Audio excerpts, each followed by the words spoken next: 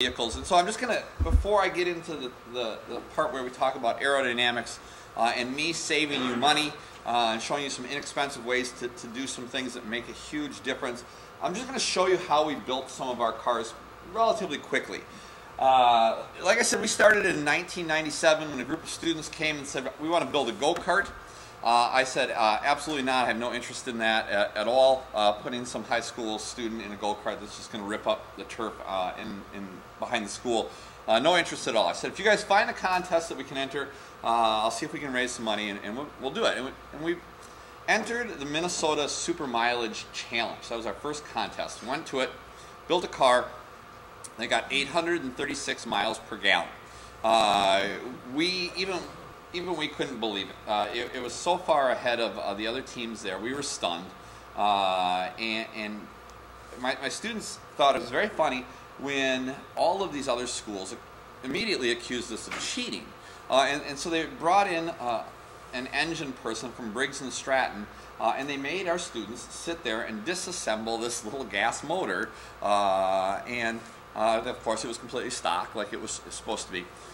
And people said, well, why is your car so good? And I said, because we tested. We took a lot of time, and we tested and tested and tested. So we knew what to do. But I'll tell you, our first versions of early cars were really awful. This is my very first car. That's actually me and my little brother. I grew up in a garage. My dad is a mechanic by trade, which is actually kind of funny because I don't like to be dirty. I don't like it when my hands are greasy, but my father has always taught me how to use tools. This is one of the cars that he built when I was a child. I don't know how old I am there. I must be about 6, I bet. And we could drive that car around in our neighborhood. And the funny thing is it was electric. And it was awful because it just used the starter motor, so it really only had one speed. You push the throttle and it went, and then you took your foot off and it turned off. This is a car that we had built. Bob, this is a car you probably recognize from the solar bike race. I look much thinner there. That was a. You were racing a bicycle. Yeah, right. This is a project that we had built for a program out in Boston or MIT. This is our safer electric motorcycle. It's all composite. We built it from the ground up. It's electric. I actually drove this motorcycle to and from school for a summer. And it's supposed to be this safer version of a motorcycle. Turned out not to be safer at all. Because when you're driving down the road, cars wouldn't pay attention because they'd be staring at this crazy man driving this down the road. It was actually kind of cool. It had a little door that opened. You could get in there and you could sit down and drive it. Our biggest problem with this project was getting the license for it, believe it or not, because the Department of Transportation in Minnesota, the DMV, didn't want anything to do with us. So we spent about 6 or 8 months, I think, trying to get a license for this motorcycle. One day we're on a local news show, and the reporter is interviewing one of our students, and the reporter asks, why aren't you driving this on the road? This is awesome.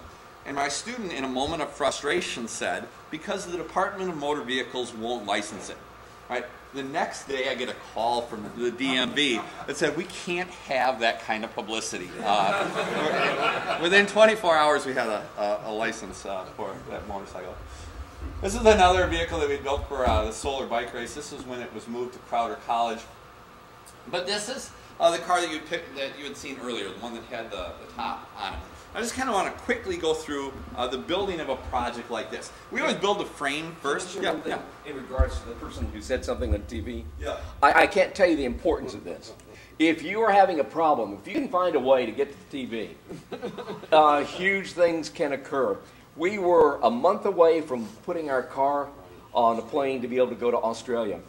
And our chief sponsor was Astropower, which was a solar cell manufacturer. They went bankrupt. They had promised us about $30,000. Bankruptcy court, by the time that was finally handled in 2 years, we got 19 cents, a check from the federal court for 19 cents on what was involved there. But here you are, expecting to have $30,000 from this company to be able to help transport you to Australia, and you don't have it.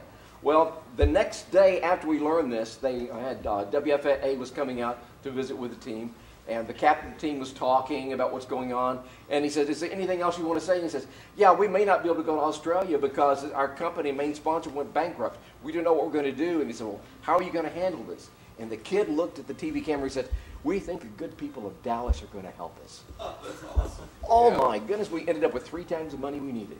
It was incredible. So if you can get a chance to get on TV, you never know what can happen. So just to verify what you were saying. When we build cars, and when we make composite cars, we always start the same way. Maybe not the most efficient way, but it works for us because of our facility. We build the frame, the chassis first. We always have a rolling version of it, something you could really put an electrical system in it and drive. And then we start to build a full-size model of the car around it. So what you see, those are sheets of polyurethane foam. It is very easy to sand. It's easy to glue together. We just use Gorilla Glue to glue it together. And we start to build pieces around the chassis. The reason that we do this is so that later on we know there's not going to be any mechanical conflicts in there, where all of a sudden the body doesn't fit on the car. If we build it around the car to start, we know it's going to fit. So you can see we just add more and more, and at this point it really is a little rough. And we use just a regular saw to start cutting away at the design as we go. You can see what it looks like as it's moving along. So it's starting to look like what the finished product is going to be. But at this point, very blocky still. And then we start to sand it. And we sand and sand and sand and sand and sand. And it is very, very messy. This is the solar car that we raced to Pasadena, I think that. So you can see now, we're starting to put some curves in it. We do use a belt sander at times to start to shape it a little bit. And you find students that may not be the kids that work great with the electrical system. If you can find that artistic kid who can see things in 3 dimensions, they build beautiful things. And we had a couple of students. Joe, the kid in the white in the back there, had a great eye for things as we went through it. It almost single-handedly sculpted this car. This is the dirty part. This is where you are literally just sanding away foam. He's got a respirator on. He's got his glasses on. That garage is super, super dirty. Getting closer. At this point, this is kind of funny. This is what happens when you leave the garage for a little while. You come back, and you find that they have used the polyurethane foam to make things like knives and swords. My personal favorite here, though, is that's a Nintendo Wii Controller. Really. Thank you very much for doing that. You can see that we blocked more of it in here. This is a little tedious. At this point, we're sure everything's going to fit around the car. And so we cut it in half so that we can take the frame back out. Just take a big saw, just cut it in half. And then we reinforce the inside. You see what the other half of it looks like. There's the frame. And then we glue it back together. And we start to cover it, in this case, with sheetrock mud, because it's easy to sand. We fill in the cracks and just kind of sand away at it. You see that it actually is taking shape. This is pretty much what it's going to look like when it's done. There's some finish work going on. This is a different car that we had built, but you can see it's in the same stage where it's all blocked in with foam. The finished shape is done. And now we have to seal that up. So there, we're happy with it. There's not going to be any major changes at this point. When we get a finished product, it's going to have that exact shape. We cover it with fiberglass to protect the model of the car, and then we put really kind of heavy primer on the outside. You see what we've done here is we've covered this with a primer. This is the part of a motorcycle that we had built, that green motorcycle. And they'll sand that until it's very, very smooth. You can see what it looks like as they're sanding that. That's the model part of the car. And from that, we're going to make female molds. We're going to cover it with fiberglass, then we're going to take those molds off of that and then use that for the car. So here they're just putting a parting flange on there, a way to break the mold apart as they go. That's what it looks like. It's all shiny, it's all waxed. It's easy to make the mold now. Then we put layers and layers and layers, days and days and days of fiberglass on there. I'm a little embarrassed by this now that I see that he's wearing a homecoming shirt that says "Slash the Spartans." Nice. Here, what they're doing is they're putting layers and layers and layers of fiberglass on the finished model of the car. And what they're doing is they're building that up, and we'll end up taking that off, and that will be an exact negative of the car that we have built. So there, you can see that all of the molds, the fiberglass molds that we have built for the motorcycle. And from those molds, we'll vacuum bag carbon fiber in it. Now, carbon fiber this is what it looks like when it's in its raw form. It's just cloth. You add epoxy resin to this, and then you put it under vacuum and just kind of squeeze the layers together. It gets hard, and then you can take it back out of the mold. Let's see if we got a picture. There's the mold for our solar car. I think this is what you have, actually. Yeah. All you have to do is come to New York. So. And we polish the mold when we're done. That's the negative of it. It's shiny, it's smooth, and if the finish of the mold is good, the finish of the final part you pull out of there will be good. There won't be a whole bunch of post part finishing. I mean, we spray them and clean them up a little bit, but that's about it. I'm just going to kind of whip through this part. These are some of the things that we use for making panels out of carbon. Right here, we've got the carbon fiber. It goes in, into a vacuum bag. We take and do this at room temperature. It's just a wet layup. Use a regular little vacuum pump, suck all the air out, and of course that bag pushes the layers together. Usually it's carbon, and it has a layer of Nomex honeycomb or foam, or there's lots of different materials, balsa wood, whatever you're going to use in there to kind of as a reinforcement, and then another layer of carbon. Let it sit overnight. It's another example of it. And then you start to take parts out. So here, there's the car that you had seen earlier. These are the three parts of it. You can see there's the full-size model is here. Full-size model is here. This is the fiberglass mold that we had made off of that model. And then here is the actual finished part that we had taken out of there. Yes? Where do you get your hands on a vacuum bag of that quality? You know, we make it ourselves. Believe it or not. What we do is we take and put two of them together. We use a tacky tape. It's kind of, how do you describe it, Bob? It's kind of, yeah, it's really gummy. Yeah, and General Sealants makes a double-sided tape just for this. Yeah, it's just a gummy thing. And when you open up a vacuum bag, a regular vacuum bag, I think is, you can get 120 yeah, they're really wide. And so we just make a huge bag. The bigger the bag, the more vacuum pumps you need, because otherwise you're sitting there for days. I've used a vacuum cleaner to suck all of the air out of it first before the vacuum starts to pull. And then just take and make a little patch for that spot and quickly just put it on. So that works pretty good. So you can see the three parts. You can see we're very proud of ourselves at this point because it's been a lot of work. We leave the flange on. You can see this is the parting flange that you had originally seen. We leave that on so that we can take some pop rivets and pop rivet it together. We'll ultimately glue those two parts from the inside together and then just take and cut that parting flange off, and it usually is pretty smooth because you have everything lined up from the inside. Here the motorcycle's going together. You can still see that all of the parting flanges are on there. It's the same deal. That's what it looks like when it's all kind of put together at this point, but obviously no paint on it. It's very raw at this point. That's me, boy. Wow. Go fast that.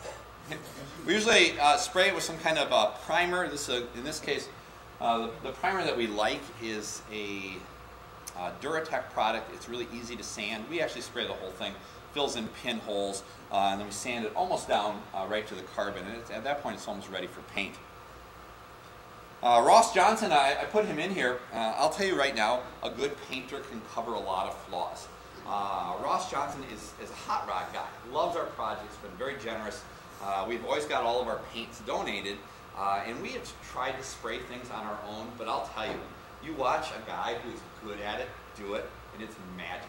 And he loves to do it for us. So we take these products down, he just sprays them, and we get them back in a couple of days, and it's like a miracle has occurred. All right, we can't even believe it's the same thing. So that's this like glamour shot picture. This is the car that we raced at Texas Motor Speedway in 2006, I think. 2006. And yeah, that was right. This is our current project. I only put it in there just to show you what we're working on. This is an urban concept car. You're looking at it from the back. It's facing out of the garage, and we're still at the plug stage here. Here's another picture of it. You can see what it looks like. So we still have to sand that down, and we're going to start making a mold of that really in the next couple of weeks when I get back. So kind of a fun project. And I think that's all I have for that. This is for April, right? This is for April, yeah. So you're under pretty good time now. Yeah, so, but we have the mechanical part of the car done. And we have the electrical part done. So really, we have a whole week of spring break. What does it matter with me? My wife would say I'm crazy. I just want to show you one more quick thing that we tried for fun, but we haven't had any real luck with yet. Eventually we will have some luck with this process.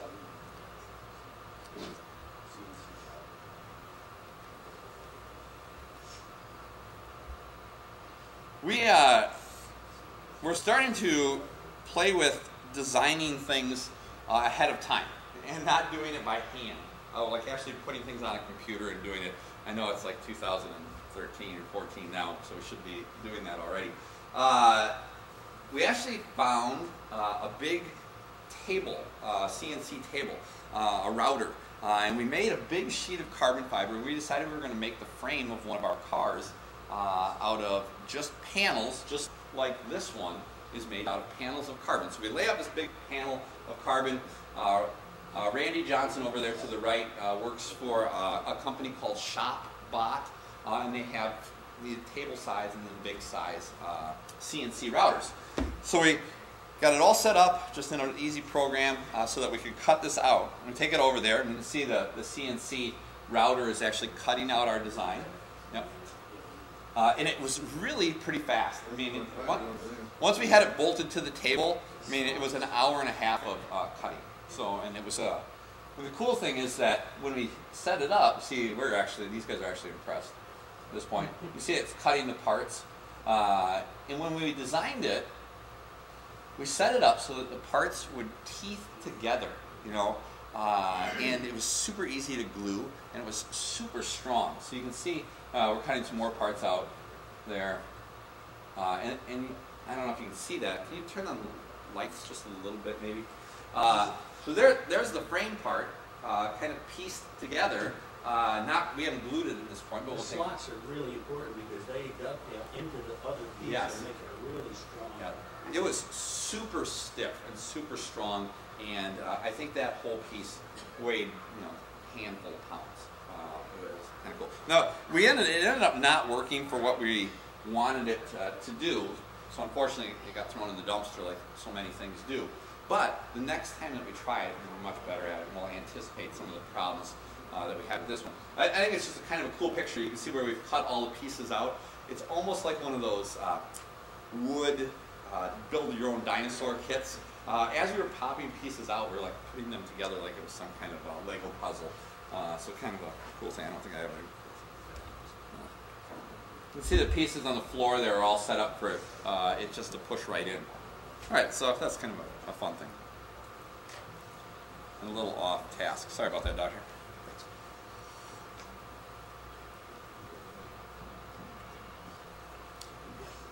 Okay, let's see if I can adjust this down just a little bit.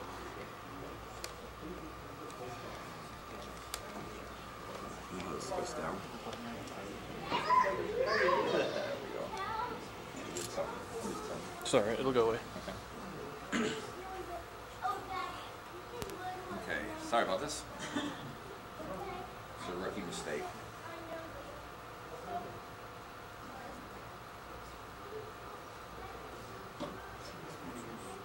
I know what you're thinking. It's like flashback to yesterday. Okay, let's talk about the things that you can control when you build your car. Some ways that I can help you make your car more efficient. Obviously, there's a list of things that you can realistically control within the money that you have to spend. Electrical efficiency we talked about yesterday.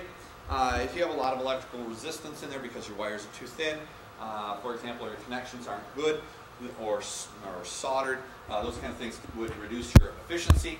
I think that one of the big things that I see cars make mistakes with is the gearing of their car. I think that in your mind you think your car is going to drive down the road at 50 miles an hour, when in fact you're driving down the road at 20 miles an hour most of the time. And then your car's over-geared, and it doesn't really work very well. Of course, weight makes a big difference in solar cars. I think I wish our friends from Bobcat Solar were here. They have over time cut hundreds of pounds off their car, and I know that the car that they raced last year was very, very efficient. And I know that Joey, you guys, the first car you brought, how much did that classic car weigh? 1,870 pounds. How much does your current open class car weigh? It's 595 original car. Yeah, 595. So they have gone from a car that weighed almost 2,000 pounds to almost a quarter of that. That's pretty impressive. Of course, rolling friction makes a difference in aerodynamic drag, which is Lee is going to talk about in just a second. When you design your car, here's some key ideas, some things to think about as you go through and do this. Of course, if you have 10% more power from your solar panel, that makes a big difference in your performance.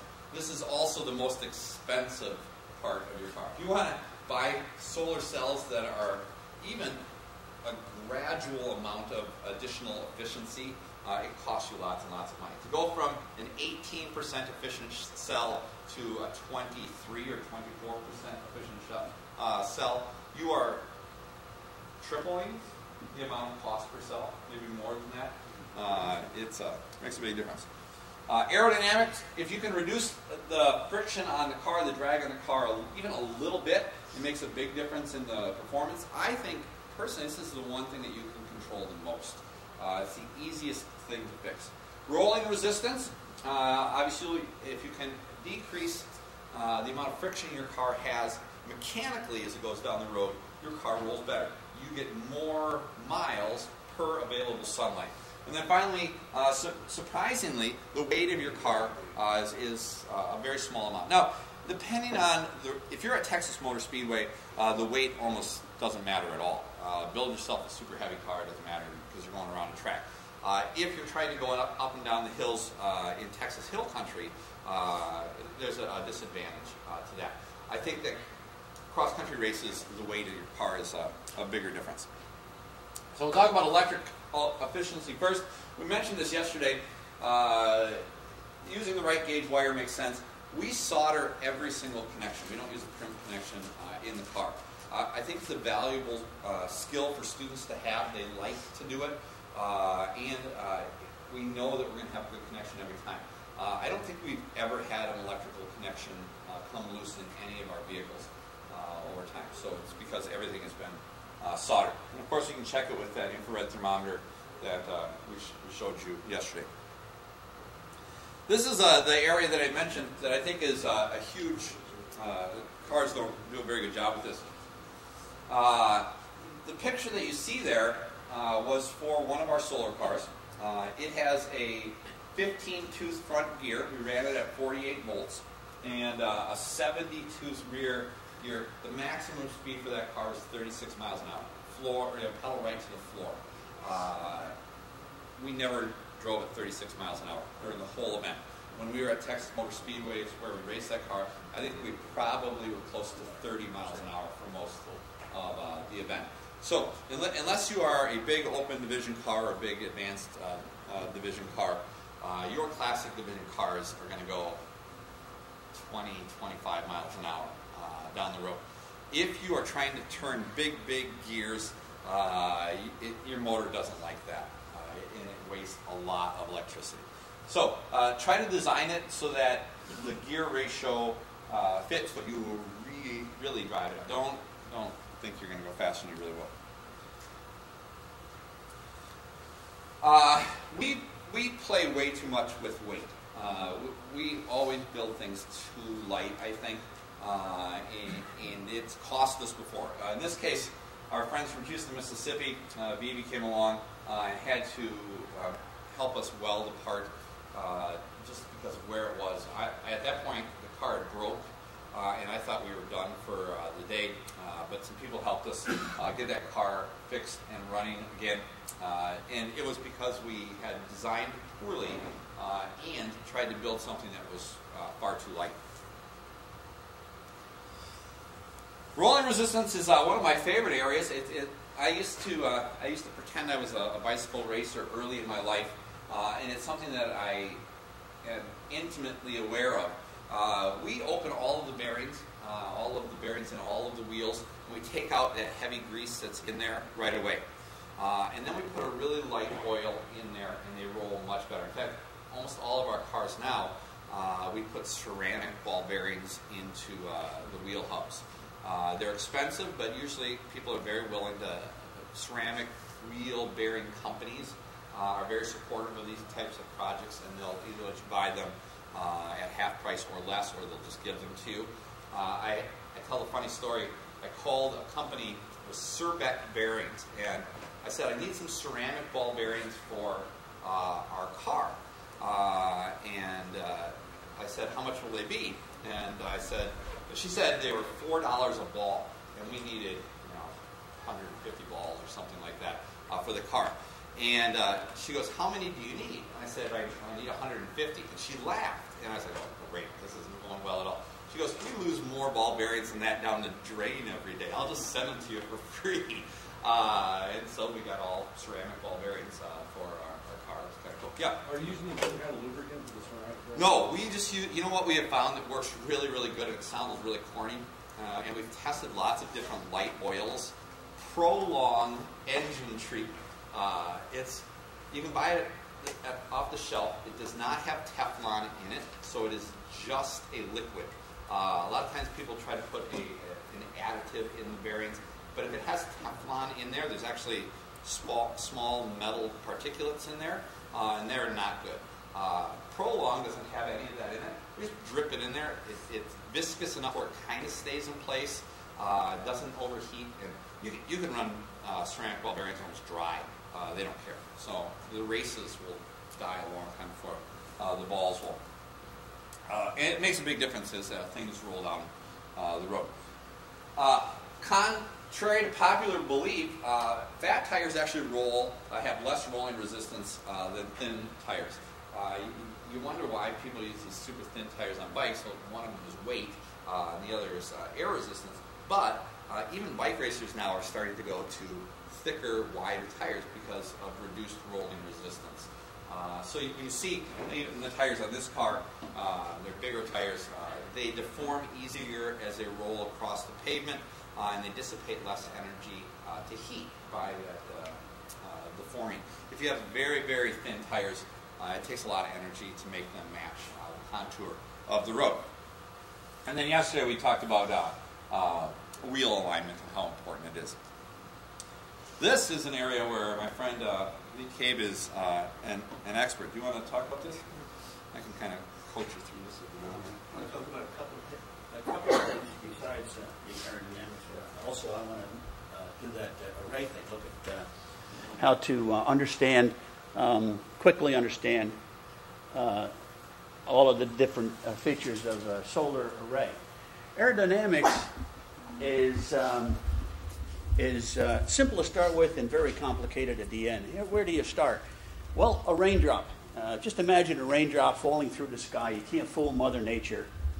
That's the best aerodynamic shape that can have at the time. It's forced that way.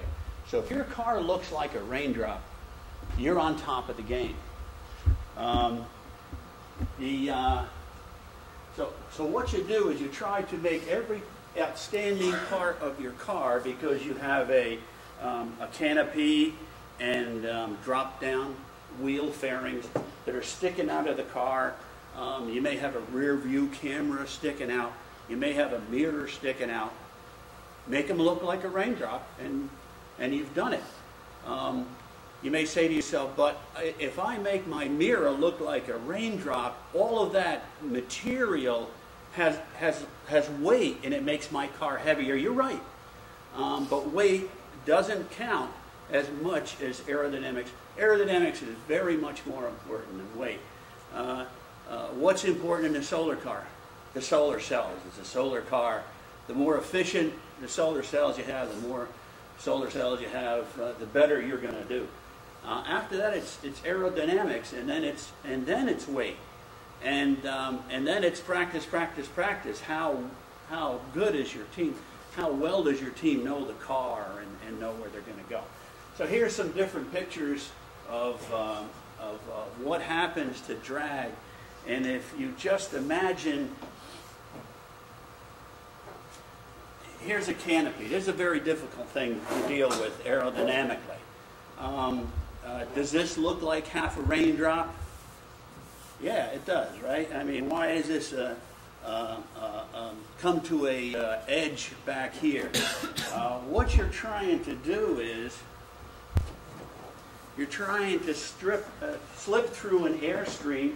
The airstream is a bunch of points of air.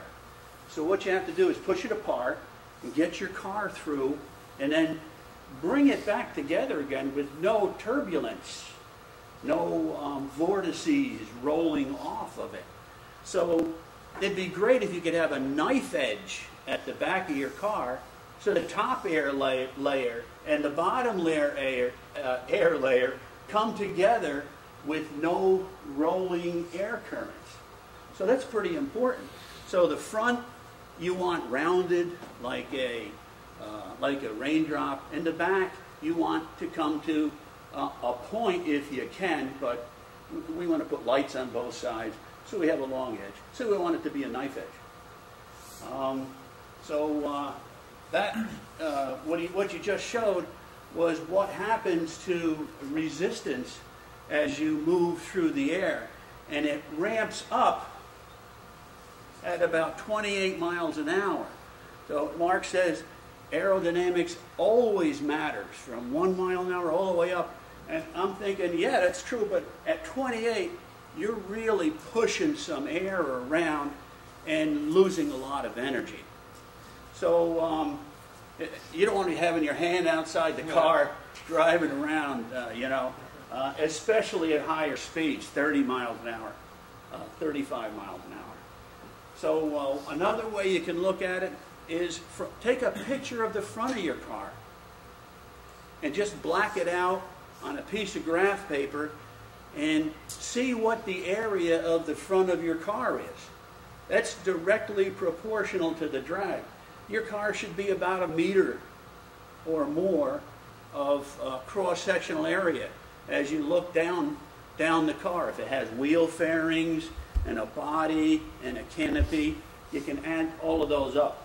If you look at this table here, this is actually for this is just a regular bicycle. This is a bicycle with a fairing on it, some kind of enclosure that goes down the road. I just think it's a nice example.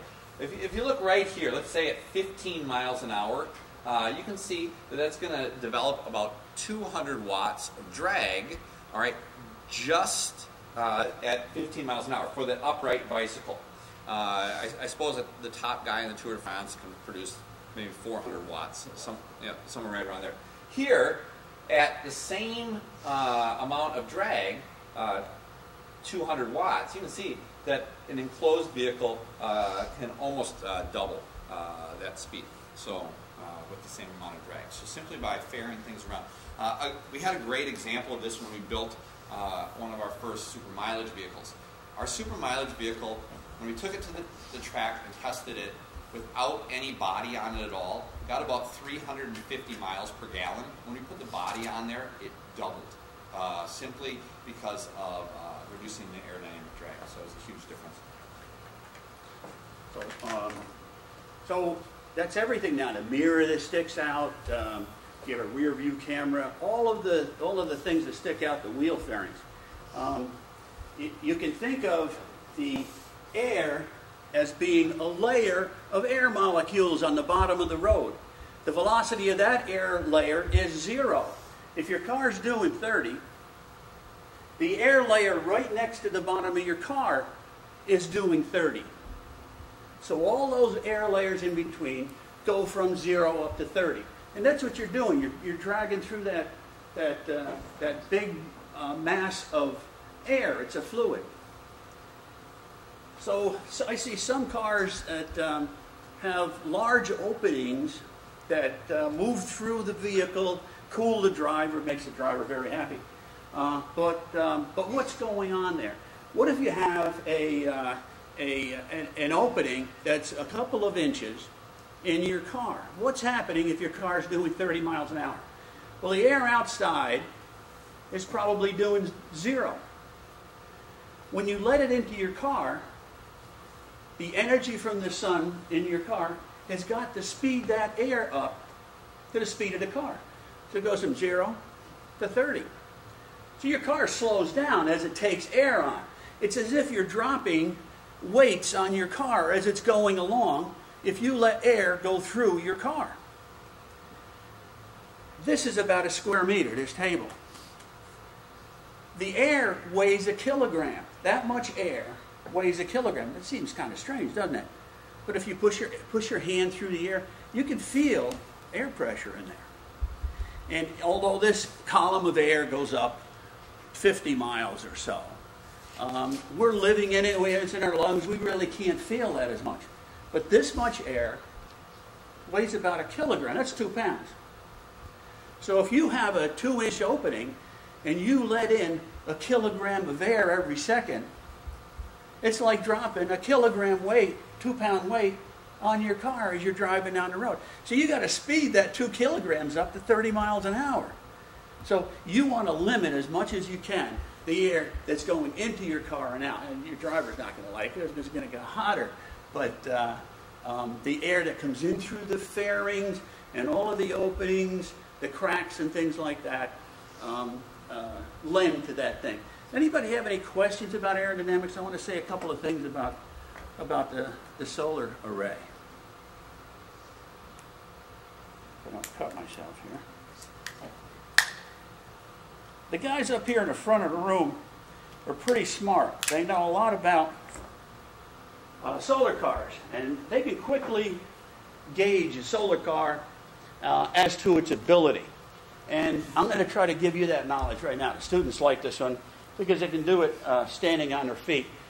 Solar car come rolling up to them, and they can quickly figure out the potential that this array has on this solar car.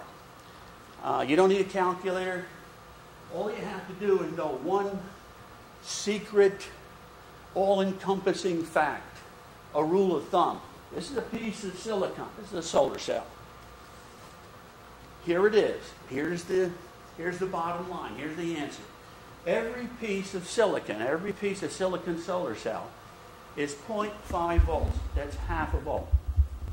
Think about that now. Mr. Reese had a broken solar cell up here yesterday. Did you see that? Pieces of solar cell. Every piece of that solar cell, little ones and big ones, is 0.5 volts, half a volt. Every one of them. You put a voltmeter on the metallization on the top and a voltmeter on the metallization on the bottom, it would read 0.5 volts. It's about 0.5 volts, right?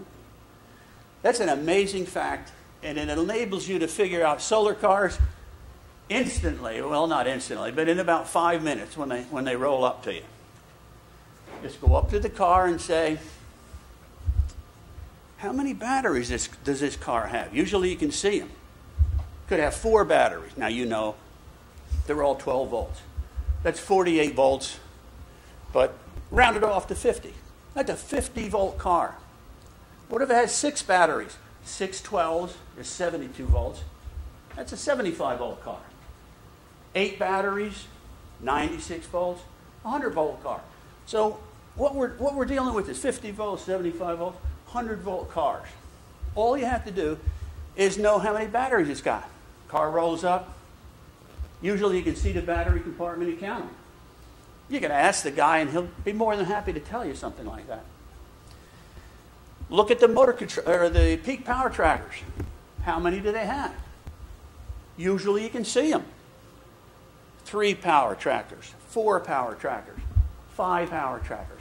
What that means is he's got 3 zones in his solar array, or 4 zones or 5 zones. And if he's wise, they're all the same voltage. A little bit more efficient that way. They don't have to be the same voltage. They can be many different voltages. But usually, you try to make them the same voltage. And then here's the tough part. You look at the batteries, how many batteries you got. You look at the trackers, how many trackers you got. You look at the solar panel, and you got to count how many cells he's got. Because each cell is what? 0.5 volts. So let's say you got 30 cells by 20 cells. That's 600 cells. How many volts is that? 300 volts. So you know the voltage that he's carrying. It could have a canopy on it, and you have to subtract 10 by 5, 50. You know, there may be a canopy too to subtract. But so you know he's got 600 volts. It may take a couple of minutes to count them all up. You know there's 3 zones. They're probably equal. So what's each zone going to be? 100 volt zones. So so right away you have all of that information, and you can figure out, you can compare that to your car, compare it to other cars. You can figure out the total wattage that he's got, and it's a quick way to gauge solar cells. Anybody have any questions about that? I've got a couple of these solar cells right here, and I'm going to pass them out. How can you arrange the voltage and the current on your solar cells to give you what you want? They're all 0.5 volts. What if you want more current? What if you want more voltage? Well, if you want more voltage, what you're going to do is hook them up in series, red to black, red to black, red to black. But there's another thing you can do. What you can do is you hook up all the red ones and all the black ones together. You can hook them up in parallel. And that's going to increase the current. Oh boy, the current. So I told you every piece of silicon is 0.5 volts. But they may not all be the same current. If you take a 4-inch cell, I know that they're all 3 amps, because that's what 4 inches in area of silicon would put out. 3 amps. How many volts is it? 0.5. Take a 5-inch cell, and I know they put out about 5 amps. How many volts? 0.5 volts. You take a 6-inch cell, puts about 7 amps out at 5 volts. So you can look at the cells and see how big they are and calculate all of that. Does that help? Any questions on that? I'll pass out some of these solar cells to the teams, and you can play with them, put them together, series, put together in parallel, and have some fun with them.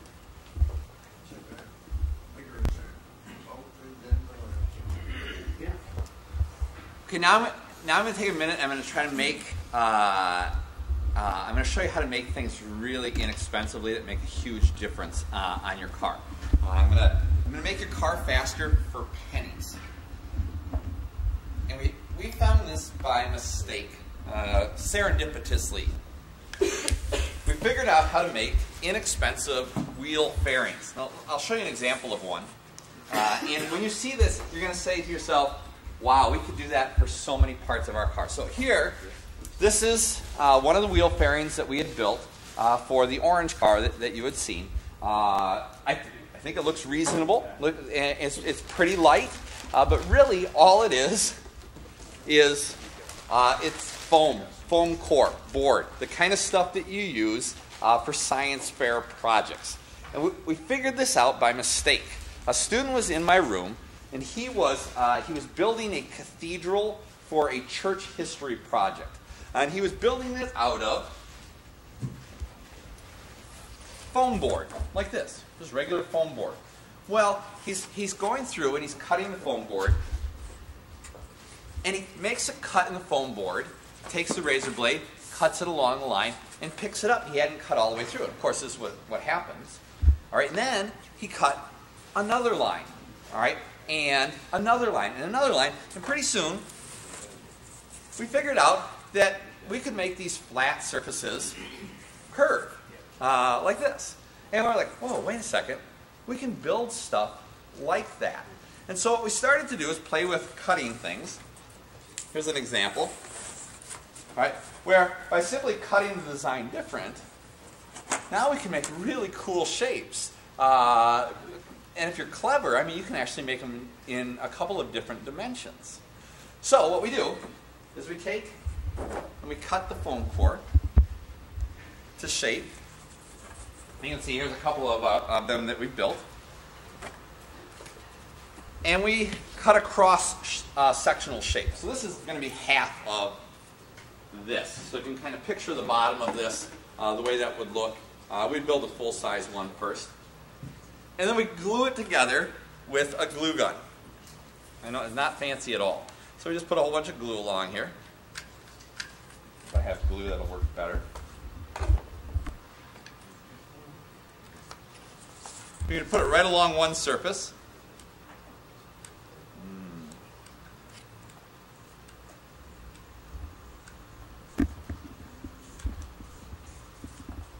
Feels like one of those cooking shows.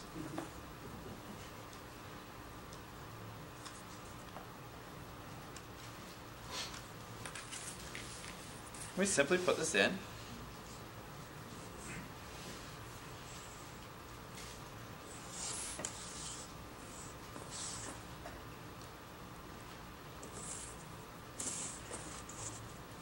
And let it cool. You see that we have a shape already. We have half of the wheel fairing right there. So what you see are two versions of that, where we've just glued them together, something like this. You see how that looks on the inside. Then we add some reinforcement over the outside. We use just carbon. We just put one layer of carbon, this fabric, over the outside. And we use epoxy resin. Now, I'm going to tell you this in advance. So this is covered like this. We take and mix up the epoxy resin. We just take a spatula and we just slop it on. And we try to scrape off as much as we can to make it as light as we can. We're not going to vacuum bag this. It's just a wet layup. It'll cure overnight. You need to use epoxy resin because this foam will dissolve if you put a regular fiberglass type resin, a polyester resin on there. That's super discouraging. You put it on there and everything just kind of melts. All right, epoxy resin costs a little bit more, but it doesn't dissolve the stuff inside. So, and it works with almost every, I mean, you can use it with regular fiberglass too. You wouldn't have to use carbon fiber. So we squeegee out the excess fabric. It's not always very pretty. At this point, it looks like this. All right, kind of smooth, but not perfect. It's a little bit rough, but getting much closer to our overall shape. So this is hard. This is not going to break. I mean, for what it's not structural. So all it has to do is move the wind around it. So for this, still pretty light. We add some pieces on the inside. So if you look on this one, any place that we're going to attach it to the car, we reinforce it on the inside too.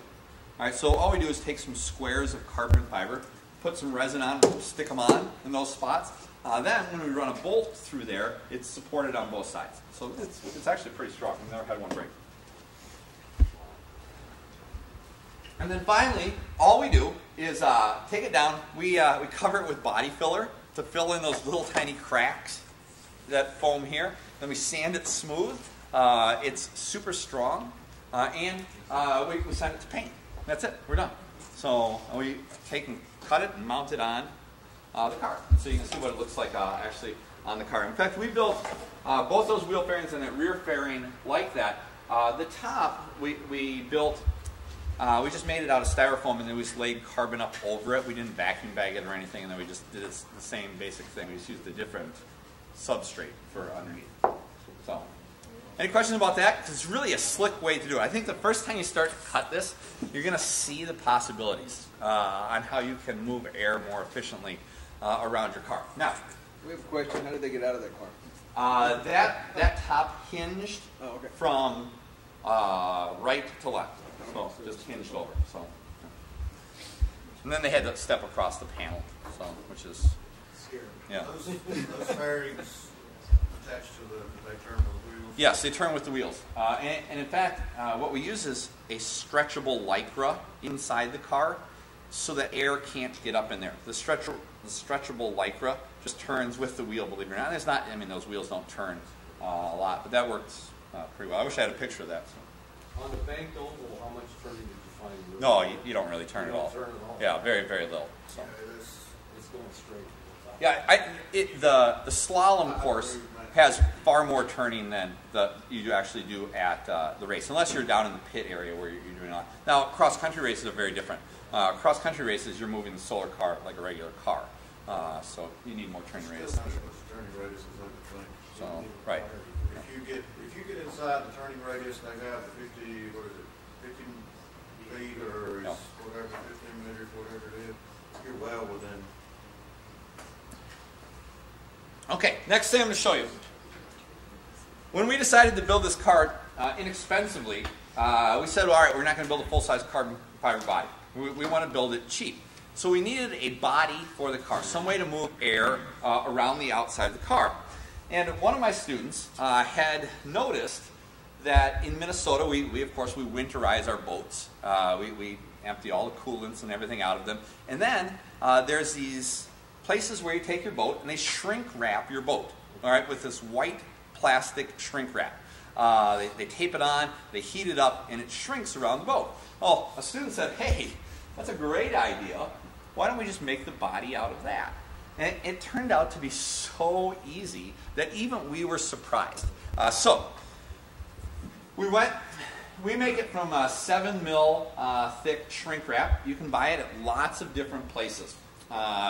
We order it from a place called Uline. They're a shipping place. The downside of it is that when you buy it, you have to buy this huge roll of it.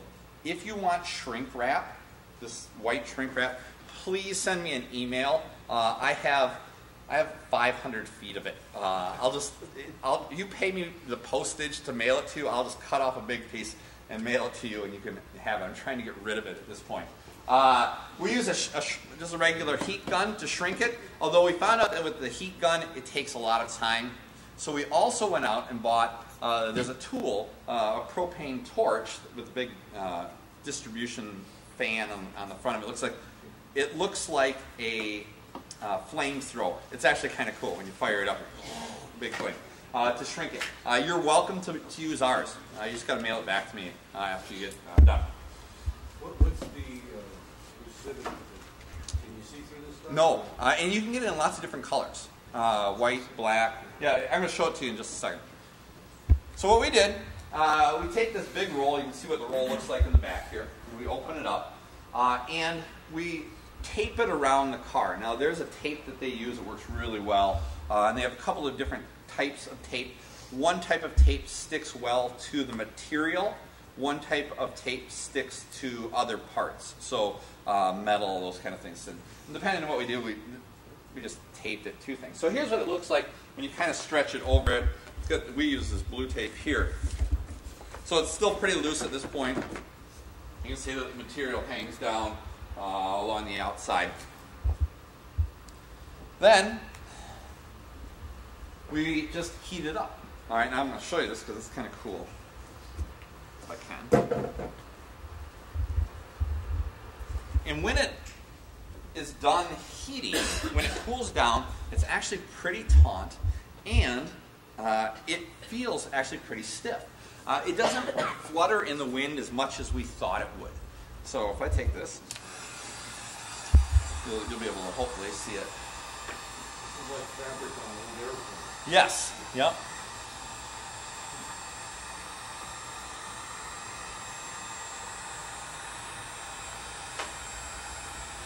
Now we messed this up a few times too. You can burn through it if you're not super careful. But we just cut another piece and just taped it in there and patched it in.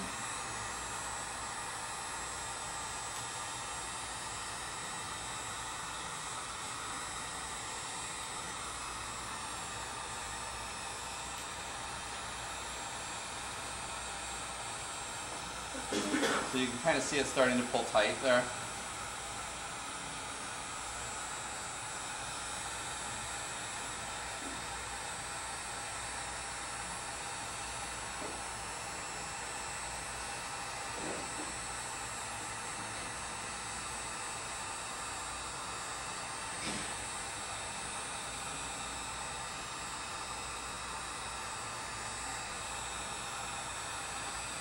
can see the section that I did there. It doesn't take very long. It works a lot better if you use the big heat gun. But now, when that dries, it feels soft to the touch now. When it dries, it's really hard. You know, when you feel it, you'll be like, wow, that's slick. And you could use this for lots of areas around your car.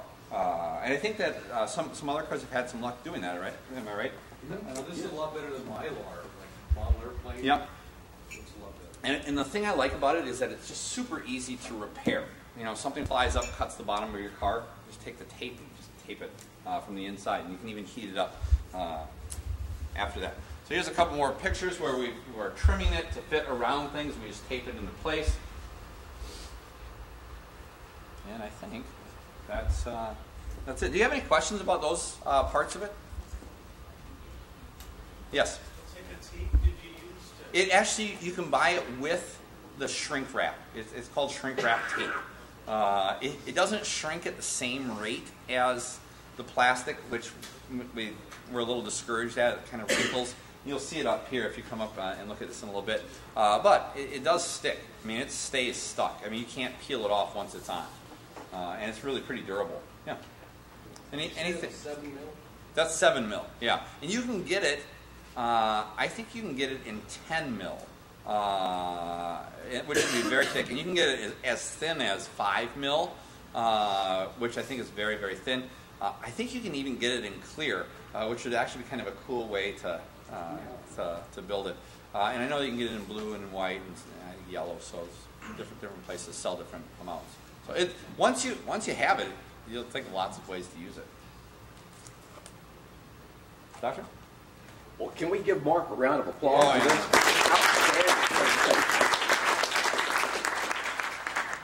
We're a little bit ahead of ourselves. Why don't we take a 10-minute break to stretch our legs, get something to drink? We'll come back in and we'll do the last section of the workshop, which is looking at the rules of 2014, talk about a typical day, how to get through scrutineering, and then we ought to be able to have a chance to get away in time to see a little football this afternoon. Okay? 10 minutes.